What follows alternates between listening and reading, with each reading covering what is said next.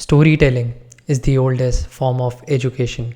But did you know that you can build a massive multi-crore empire on top of it? Well, the guest on the podcast today is someone who did just that. Today is deeply inspiring, and one of the most special episodes is with none other than Ayush Wadhwa, who is the founder of Owl Media, which is an award-winning content creation agency. In this episode, Ayush decodes his entire journey of starting a travel filmmaking company while still being in college, to working with some of the biggest names in the industry, from Ankur Warikoo, Beer Biceps, Tiska Chopra, to brands such as Cred and Hotstar. His mindset while working with brands and celebrities. How did he actually scale Owl Media to become a multi-crore company? His thoughts on advertising and what really keeps him going. To spice up the episode a little bit, we also do a rapid fire round towards the end of the podcast where you can see Ayush answering a bunch of tricky questions. This is Ayush Wadhwa like never before, and I promise you that you're absolutely going to love this one.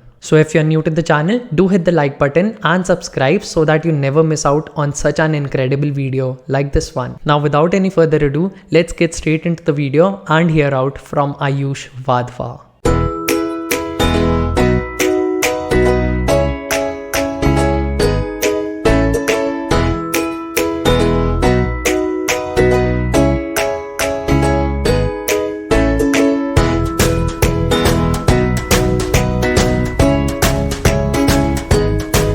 Welcome to the podcast, Ayush. Super glad to have you on the show today. How are you doing? Very well, yaar. Hi, Surya. Thank you so much for the invitation. I'm doing very well. How are you?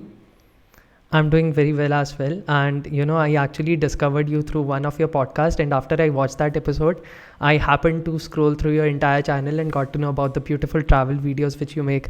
And it just blew my mind off as to how you go about that entire visual plot for the film and also the storytelling. It is just so mesmerizing to consume your videos that you can't keep your eyes off. So where did all this inspiration and love for storytelling, filmmaking and content creation stem out from?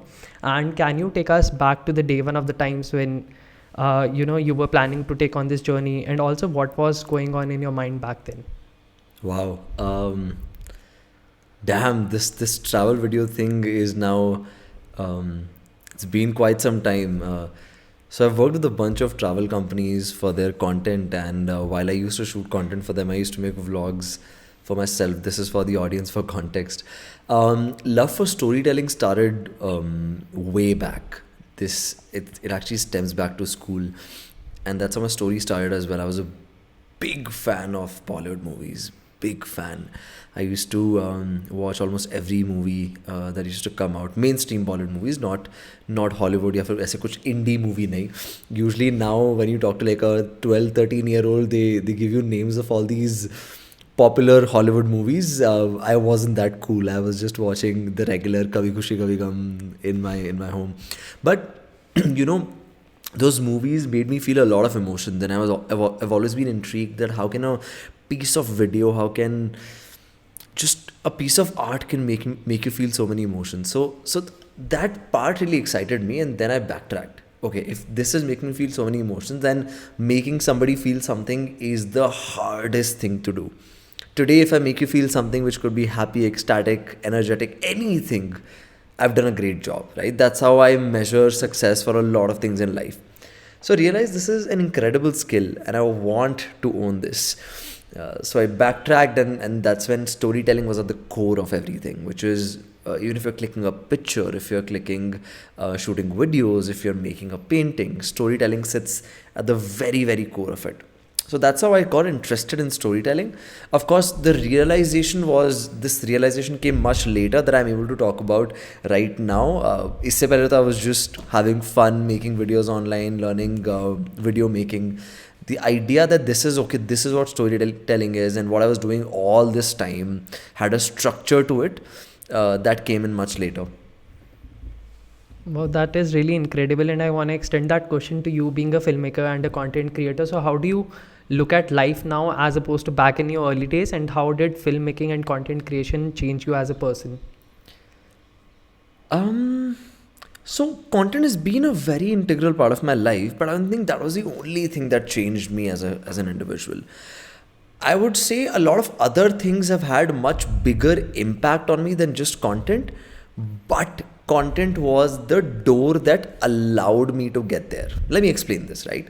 So I see opportunities are created because you increase the surface area of those opportunities being created. And how do you increase the surface area of those opportunity being created is by interacting with more people, by talking to more people, by getting and learning more skills, reading about different things, then sharing your knowledge online, increasing your audience, right? That's how in the modern world you create more opportunities, which is the new form of networking, which is not just one-on-one, but you networking with a million different people on Instagram.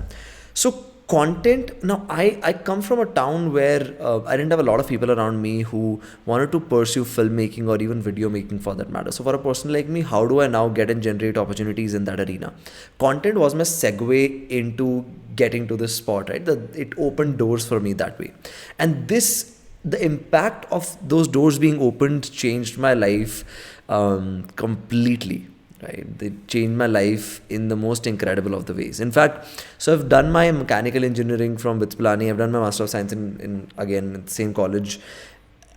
Same thing happened. Bits impacted me a lot, but the impact that bits brings after you've done college, the connections it brings, the kind of respect it brings in the community will help me for the rest of my life. Like bits again has opened doors for me, just like content has opened doors for me in ways that I couldn't have possibly imagined. So yeah, I think it's not just the content, but what it eventually led to that pretty much changed my life. Yeah, I mean, content has really impacted my life in a similar way because मैंने भी like podcasting अभी 1 साल पहले ही शुरू किया था and मेरे को इतने सारे लोगों के साथ network करने का opportunity मिला, so that was really a life changing moment for me. And you also took an entrepreneurial plunge during your college, I believe, where you initially started a travel filmmaking company and now you are spearheading Owl Media. So how did that happen? What is Owl Media about and what's the story behind its name, because it is a very fascinating and an eye-catching name? Okay. Yes, this is not my first company. I think in the series of my life, I think this is the third or the fourth company. The reason I can't really put a number to this is because I've experimented with so many side hustles that after a point of time, and it's not like company as in we registered the company. No, that's, I never called that company. I think a company is your urge to solve a problem, your urge to start something. So started way back in school itself. But how Owl came about is I'd done freelancing for a long time and I was actually tired. I really want to take the next step in life, both in terms of, okay, how can we scale this further? How can I tell stories not individually, but as a team, right? That was the vision. And we saw this vision, when I say we, it's just me to be honest. But yes, I started this company in 2019 and I knocked some of my friends' door ki, hi, can you please join me in the company? They said like, okay, cool, kar lete hain, abhi tu kar raha hai, to hum bhi kar lete hain. We tried a couple of things, nothing really worked out, and that was where the stint ended. This was when I was in my 4th year of college. Then the company failed quite miserably, and more so because of COVID. A lot of it was dependent on travel companies, a lot of it was pegged with travel companies.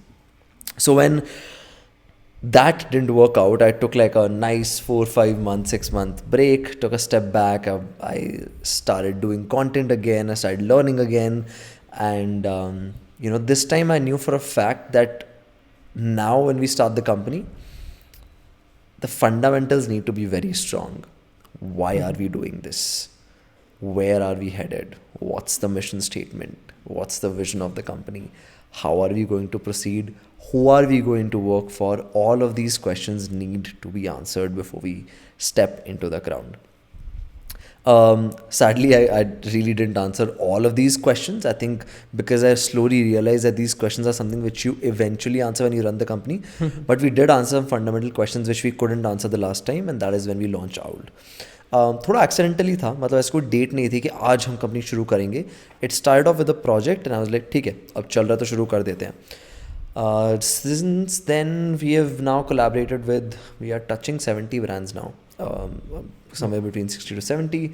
You have a big team now comparatively. I started alone. Now we have a big team. We have structures in place. This feels more like a company. This feels more tangible in nature.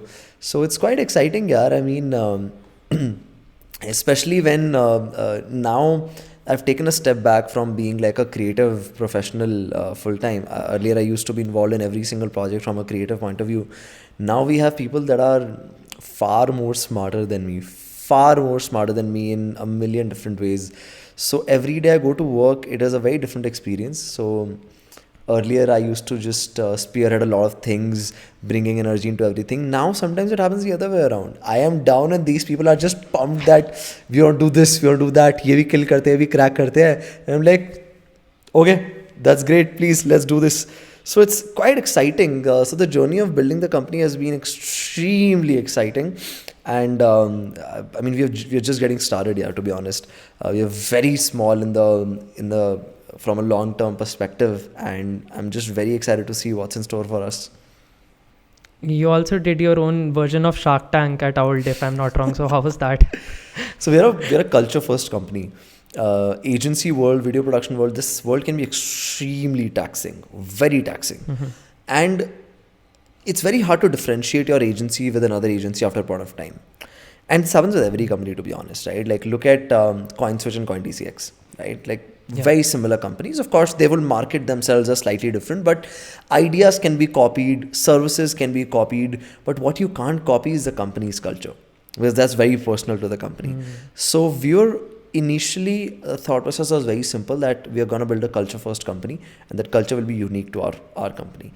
So Shark Tank was an initiative. I always used to just talk about learning sessions jitne ho sakte hain karo. So we have this thing called Learn, where you get to learn a lot of things, and we also bring in people, external founders and artists to come and take in lectures. वो इतना ज़्यादा भी करा नहीं है, but we want to do more of that. So we learn a lot together, and from that idea, this person in the company said that, our Shark Tank is going on, why don't we divide ourselves into 4 teams and we pitch, right? And it was exciting, dude. Like, it was so exciting. So 3 teams presented extremely well researched pitches, and the ideas were so good that you could actually go back home and think, should I be implementing this? Like that good.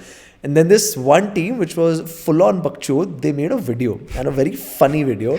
I posted a glimpse of the video online. I haven't posted the entire video, but it was incredible.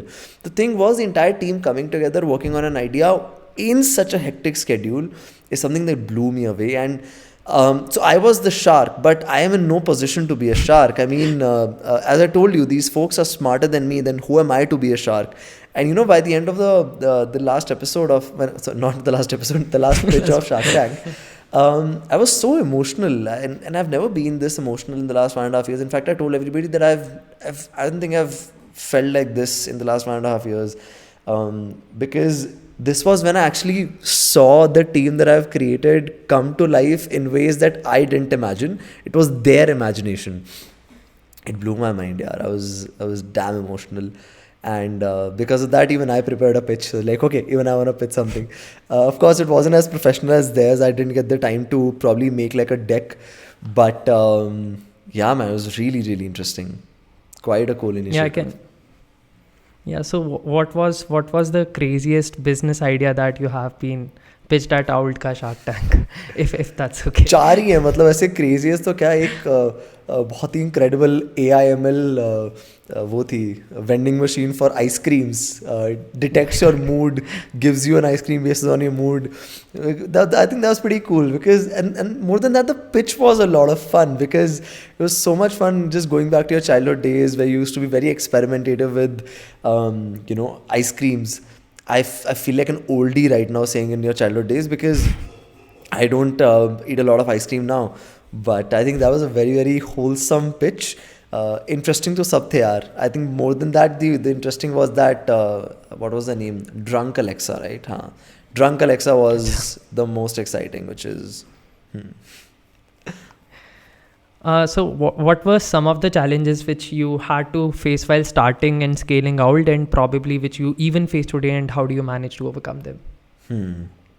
A lot. I mean, That's a business is nothing but problem solving. Like Yeah. when people come to me and tell me ki, Acha, what was the biggest or the smallest, or every day is a challenge, yaar. I mean, it's just especially in early stages when you are scaling, every day you are supposed to be solving challenges.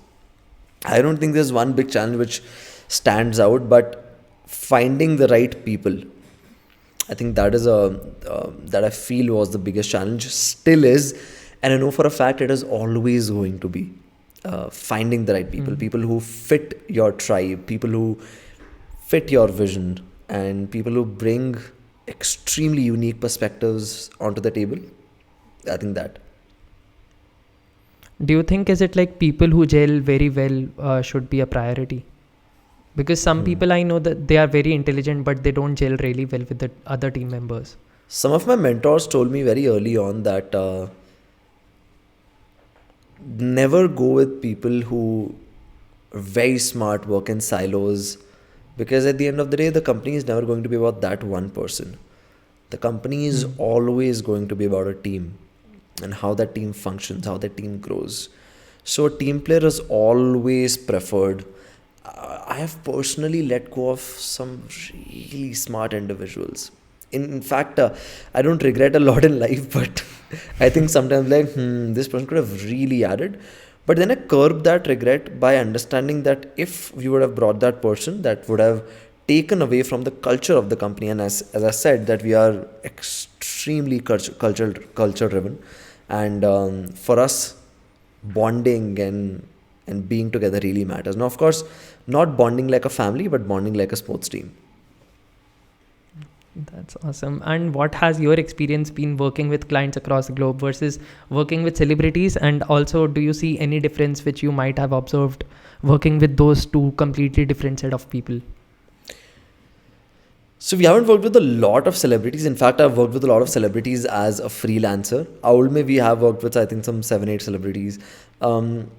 Difference is that in the thought process, a company and an organization, I've seen that, I'm not generalizing it, but I feel companies have the ability to think long term. And there's a very fundamental reason why. So companies, what is the next step when you form a company? It is to form an organization, right? It is to outlive yourself. Whereas an artist, a celebrity, very few artists think of outliving themselves, right? So I feel companies take decisions from a very long-term point of view. So a conversation with them is very, very different. It's very unique when compared to individuals. And this individual may not be a celebrity. And I really want to actually deep dive into a little bit into this whole advertising space, since I also come from that background. And you said in this in one of your podcasts that creative work is a bit, and someone can maybe charge 50K for a video, and some other agency or freelancer can maybe charge 50 lakhs. So how does this entire pricing dynamic work, and how does Owl essentially operate from pitching to clients to getting the brief from the client and the final delivery of the project? Very interesting question. I've always failed to answer that question, and most people in the industry have failed to answer that question whenever I've asked this.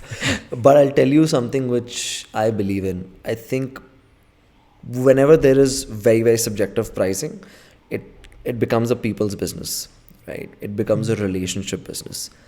Second, of course, beyond that relationship, how can you sell something? Now I'll tell you something. I know this one individual who was giving, I'm not going to name the service, I'm not going to name the individual, but he was giving incredible service which had an incredible impact on the client's business. But this guy was only charging like 10-12K for that service. I was surprised because everybody else was charging 10-12K. What we fail to realize is what impact our services are having on somebody's business. Second is making the client realize that this is the impact that our service is creating on your business. And that has been one of my biggest mistakes. I don't convince people a lot. I tell them, yaar, dekho, ye hamara price hai, ye hamara kaam hai, because I know the work we do is really, really solid.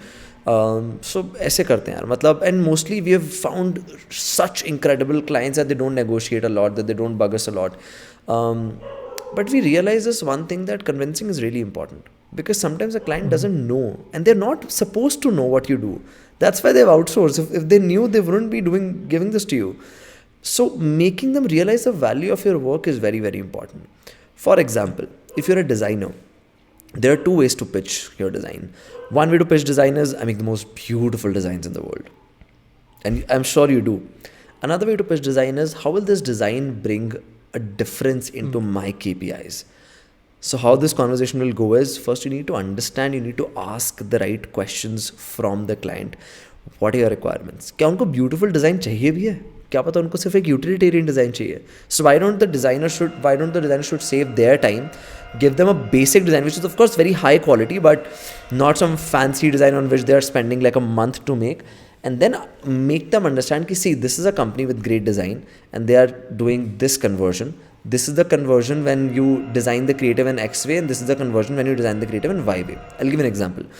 They can easily find statistics of how when you place the call to action properly, this is the conversion, and when you don't place the call to action properly, this is the conversion. I've seen people who don't follow the fundamentals of design. They will have the most beautiful design sense, but CTN नहीं दिख रहा है मुझे पता ही नहीं मैंने click करना है यूज़र, राइट? तो सुंदरता आर्ट वाले डिज़ाइन में बहुत फ़र्क है और यूटिलिटी वाले डिज़ाइन में बहुत फ़र्क है. Of course, now a designer will dive deeper into this. I mean, I don't want to discuss a designer's job. But what I'm trying to say is, have a number-driven approach when you're trying to convince, which is कि boss देखो इस तरीके से आपके business में impact आने वाला है, what I'm creating, so this is why you should do it. And this is something which we are also trying to do. In fact, till now we were hyper focused on कि creativity को कैसे बेचें. Now we are focused on how this creativity is impacting you, because we know our creativity has impacted millions of people, hundreds of millions of people in fact, right? So I think having a number driven approach towards convincing, understanding what is the impact your services have on their business, will help you price your services better.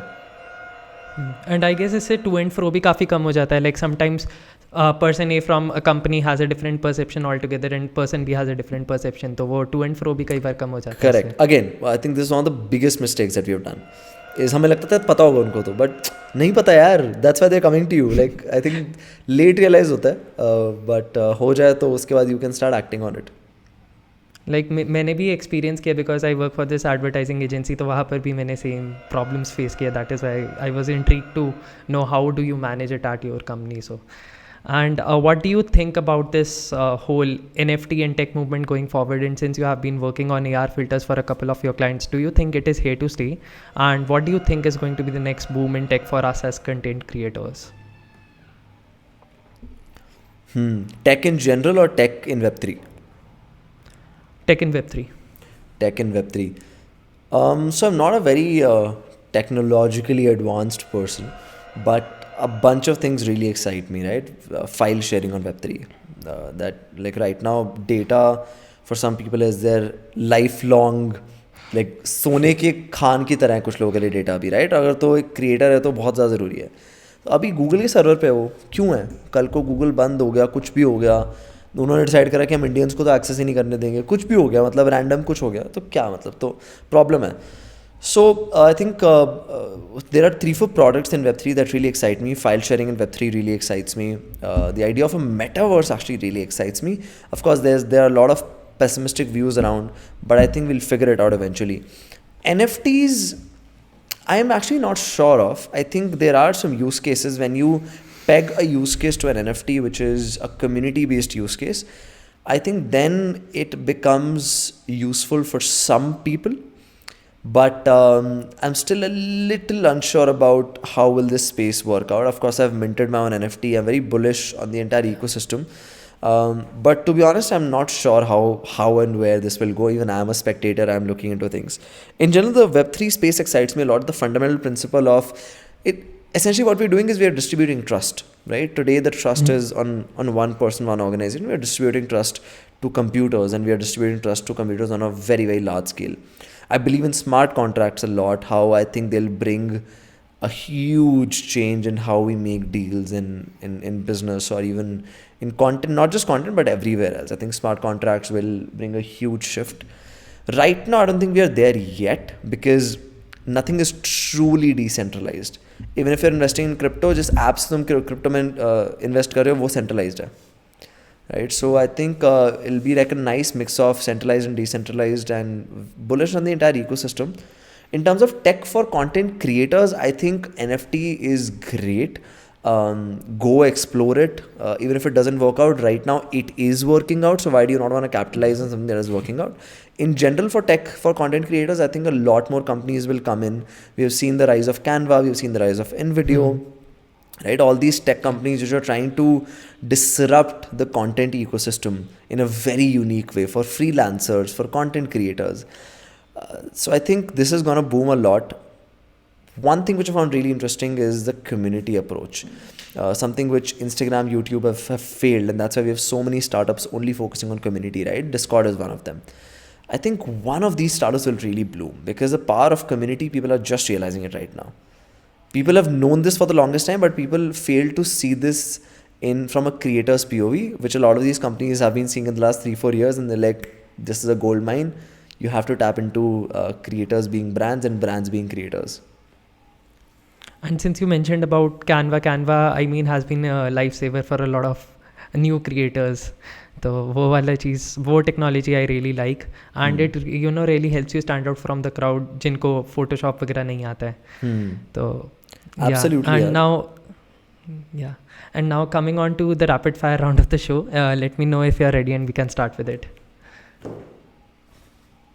So here we go in 3, 2, 1. One of your own vlogs or films which inspires you the most. The showreel. It's called The Story Untold. Okay. And mistakes you made while starting out as a creator. Not focusing on one niche, not being consistent, dipping in quality and then increasing, then dipping and increasing, which I still do, but because I don't have a lot of time. But I know for a fact what's like, because I'm a professional consultant for so many brands on creation. I know the mistakes that I'm making, and that's what I tell people. Things are easy, but things are simple, but they're not easy. So scaling our content is simple, but it's not easy, and it requires time and effort. Yeah. And your Josh Talk experience in one word. It's very interesting. I've given talks in a very open setting. This was the first recorded talk. So it took me some time to settle in, but it was familiar workspace. I mean, just speaking to a camera. बड़ा खतरनाक था. मैं 2-4 दिन पहले ही finalize हुआ था, and I had to take a flight to Bombay.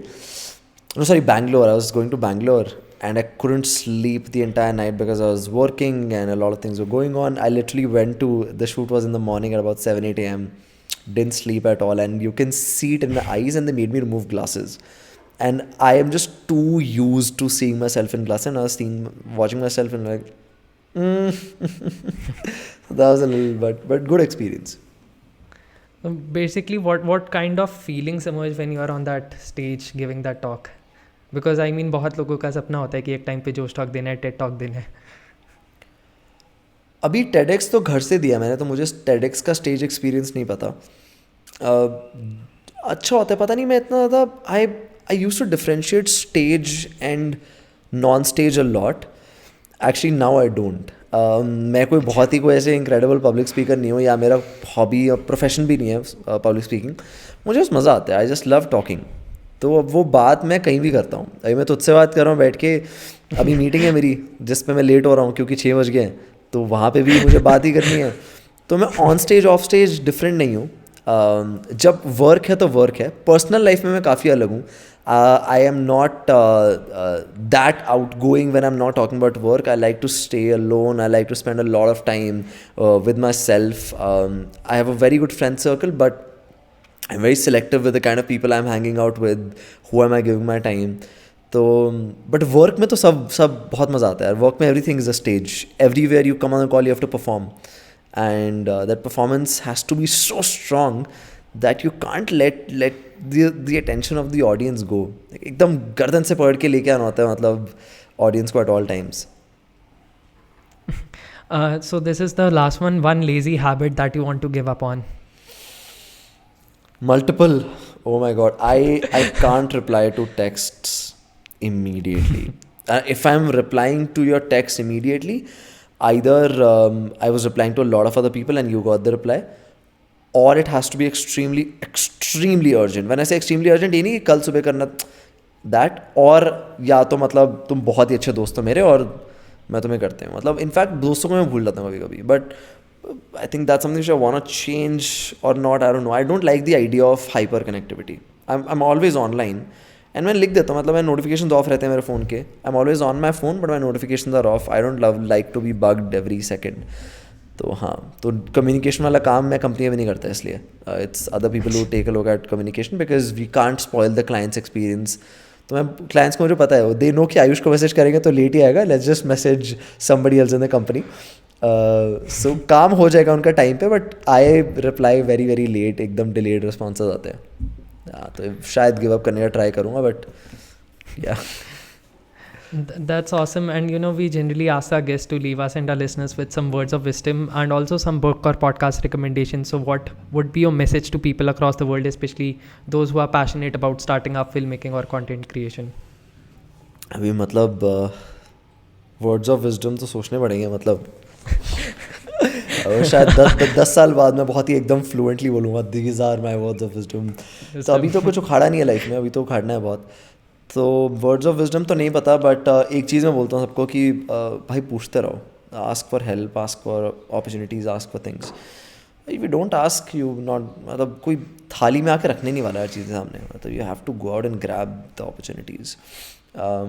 And books, podcast, okay, मैं ज़्यादा पढ़ता नहीं वैसे, बुक्स कम पढ़ता हूँ, बट ये बुक मुझे बहुत पसंद है. It's called never split the difference.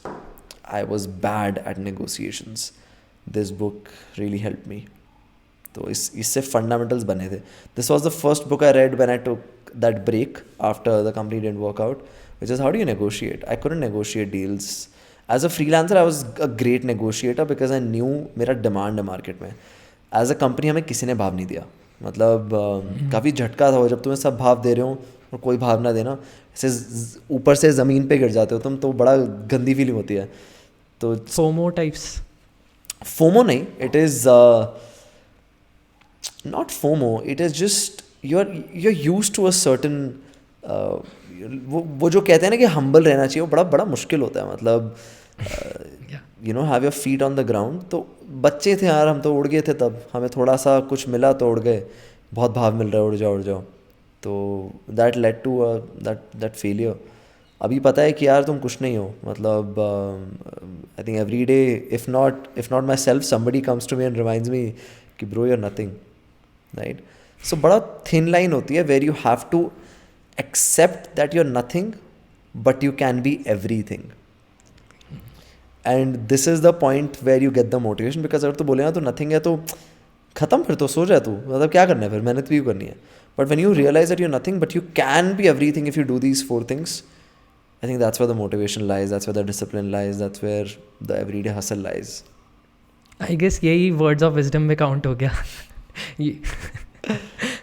Yes. And so I really thanks Ayush. I really appreciate you taking out the time for this. Was incredibly fun speaking to you today, and I got to learn so much from our conversation. Thanks a lot for being here, and I wish you the best.